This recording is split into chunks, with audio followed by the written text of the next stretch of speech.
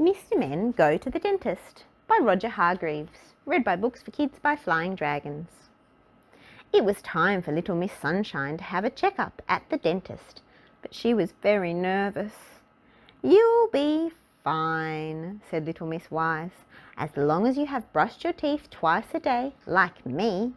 It's important to clean your teeth thoroughly," she added. Mr. Slow only cleans his teeth once a day, but that is because he is so slow. It takes him from breakfast until lunchtime to brush his teeth, tooth by tooth, by tooth, by tooth. Everyone cleans their teeth. You can use an ordinary toothbrush, or you can use an electric toothbrush. Or, if you are the richest man in the world, you can hire someone to clean your teeth for you. How ridiculous! If you don't clean your teeth, you might end up looking like little Miss Naughty. Although she was just playing a trick on her dentist, Mrs. Bright.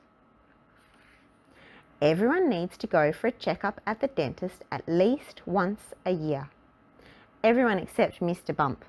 He tends to go more often. Bump! Poor old Mr. Bump. Little Miss Sunshine arrived early for her appointment at the dentist. She had to wait in the waiting room with Mr. Muddle. Little Miss Sunshine nearly fell off her chair when she caught sight of his teeth. But it was not as awful as it looked.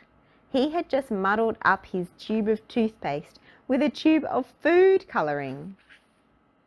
Mrs. Bright had a lot of interesting patients, some of whom she looked forward to seeing and some of whom she didn't, like Mr. Tickle. Tickle, tickle, tickle! Little Miss Tiny was much better behaved, but she was still not an easy patient.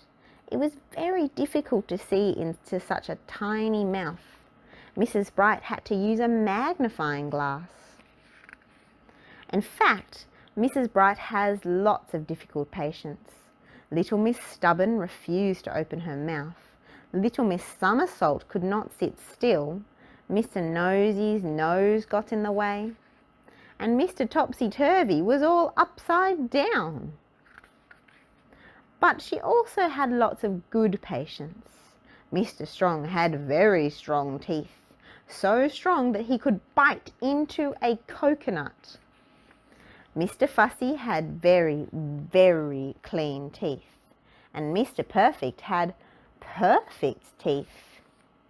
Mrs. Bright particularly enjoyed little Miss Chatterbox's visits.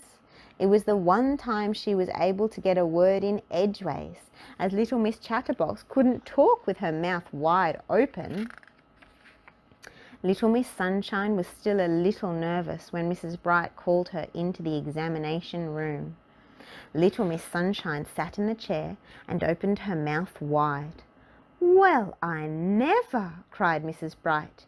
"You have," little Miss Sunshine held her breath, "the sunniest smile in town."